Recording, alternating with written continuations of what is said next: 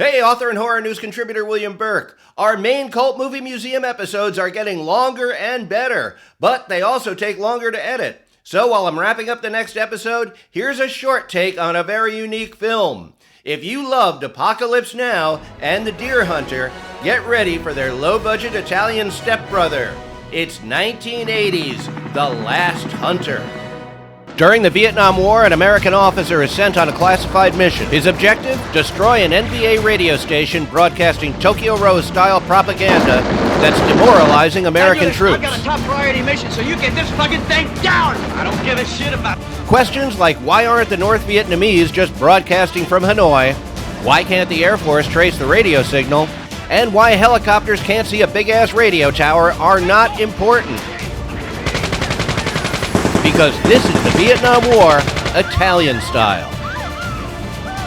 In 1975, the tragic fall of Saigon finally closed the book on America's involvement in Vietnam. 3 years later, The Deer Hunter and Apocalypse Now turned the Vietnam War into big box office. Expensive items like helicopters and explosions kept America's low-budget producers from jumping on the Vietnam bandwagon. But Italian filmmakers were right on point, with director Antonio Margheriti leading the march.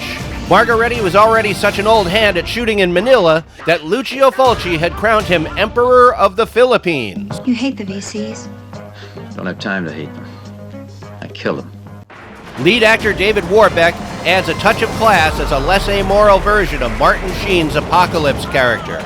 Being an Italian movie, the producers injected some sex appeal by casting Tisa Farrow as war correspondent Jane Foster. If Tisa Farrow's name sounds familiar, that's probably because her sister is actress Mia Farrow. Farrow starred in a string of Italian exploitation films, including Zombie. Utilizing leftover sets and props from Apocalypse Now, Margheriti merged the two American blockbusters' plots while tossing aside their political commentary.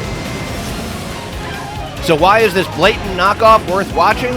Margheriti's breakneck pacing and terrific action scenes turned The Last Hunter into a one-of-a-kind nightmare cruise down the Mekong Delta. Thanks to his special effects expertise, we're treated to exploding trains, crashing helicopters, flamethrower assaults, and plenty of 80s Italian movie gore. In some European markets, The Last Hunter was actually released as The Deer Hunter 2, until a platoon of lawyers got it pulled from theaters.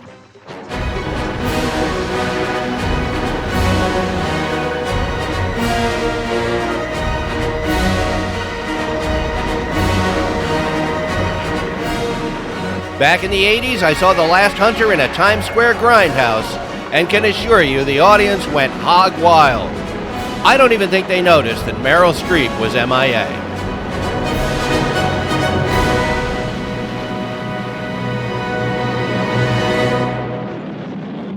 The Last Hunter is an entertaining Italian knockoff movie. If you have some other copycat movies you'd like to recommend, please tell us in the comments.